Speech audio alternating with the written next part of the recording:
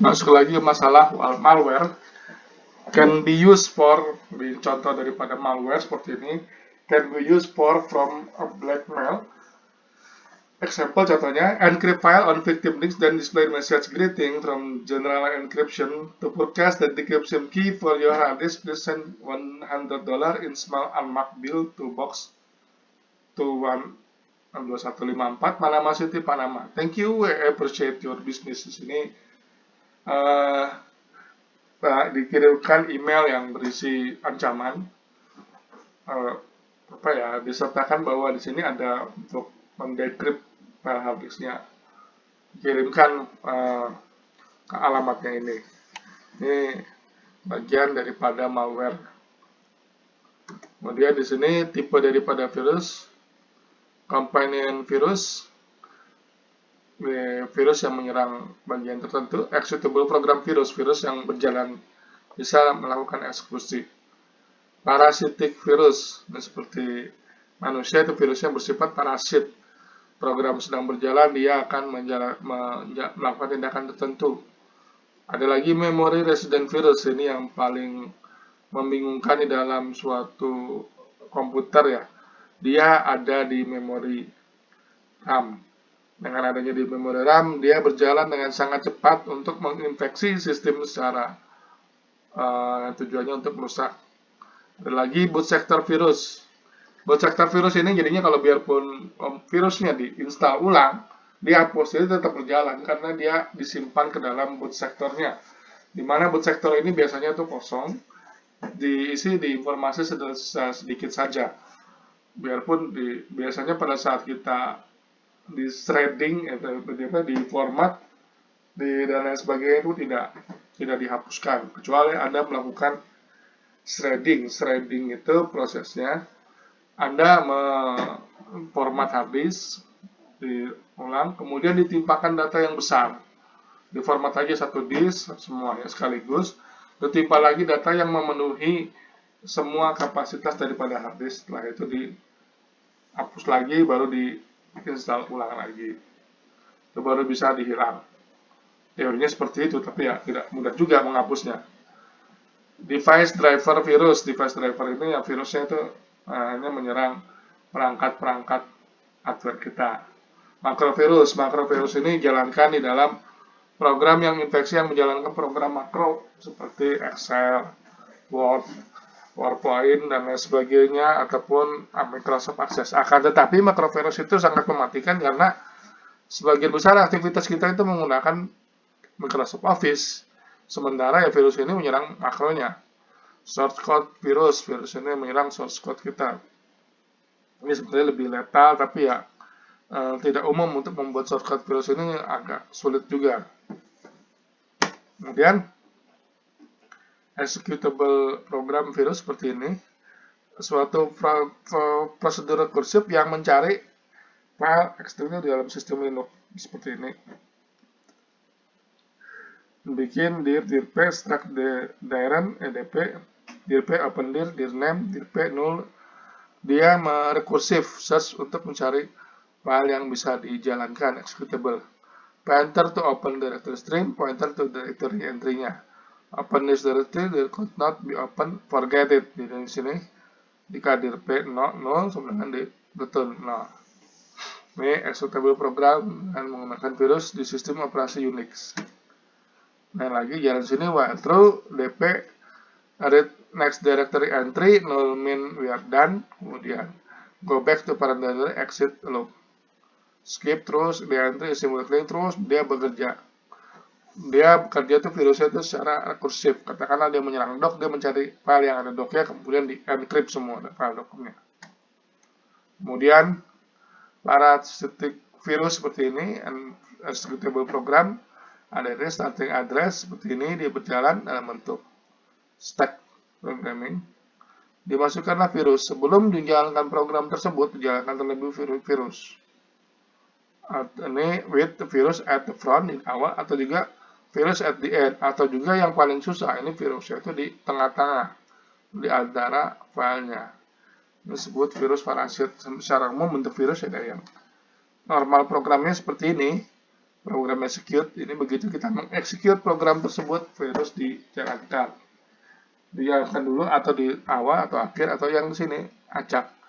Ini pengacakan, kalau mengacak ini kadang-kala kalau dihapus bisa merusak, dihapus virusnya bahkan merusak daripada program secara keseluruhan kadang-kala. Buat sektor virus di sini sistem operasi, sistem counter, ada disk vector, clock vector, printer vector. Nah ini diinjeksilah ke virus, semua all trap itu masuk ke virus terlebih dahulu. Printer vector masuk ke sistem operasi. After the virus has collected all the interrupt and trap vector, after the operation has taken the printer interrupt vector masuk ke printer. Nah ini di-interrupt semuanya, interruptnya itu masuk ke virus, bukan masuk ke sistem operasi. After the virus notice the loss of the printer interrupt vector and di recapture lagi.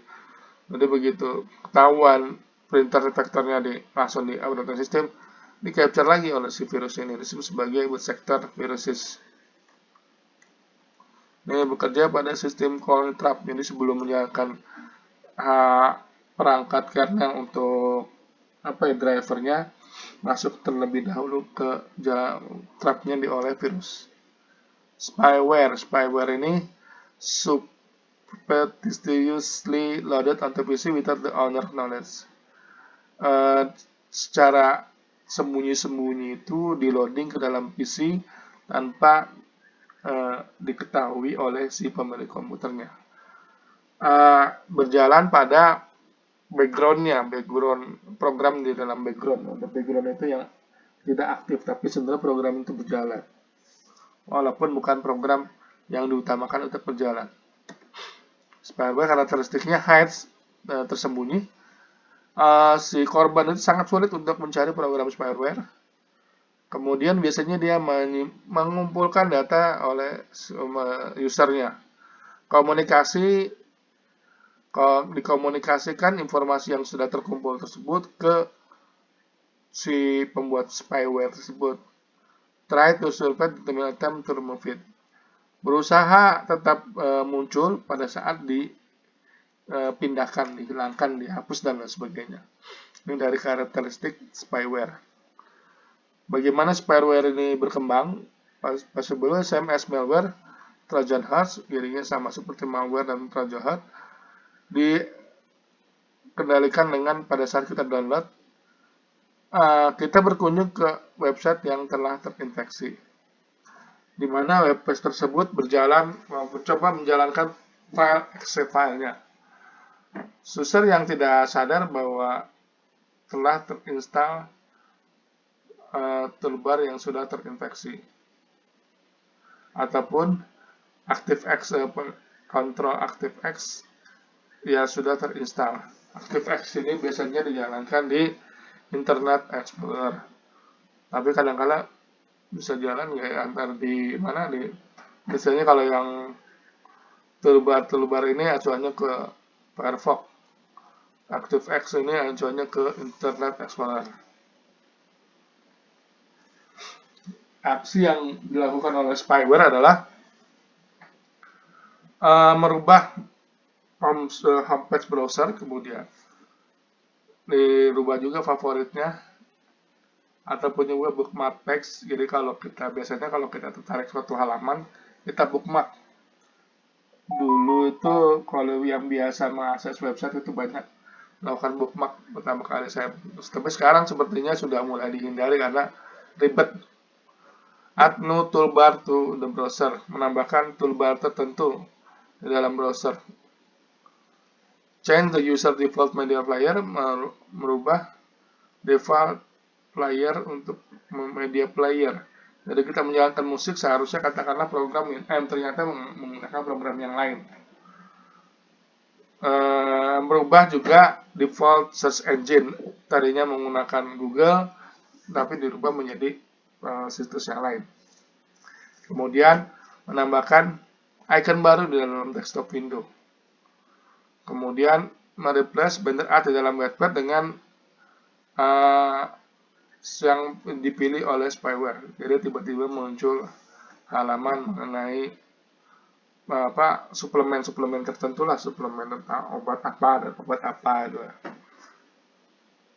Kemudian menempatkan advertiser ads di dalam tanda Windows dialog box. Jadi tiba-tiba otomatis saja muncul track, ayo jalan-jalan dengan travel ini, travel itu, nggak jelas, saya belum pernah dikunjungi websitenya. Nah, itu dari spyware.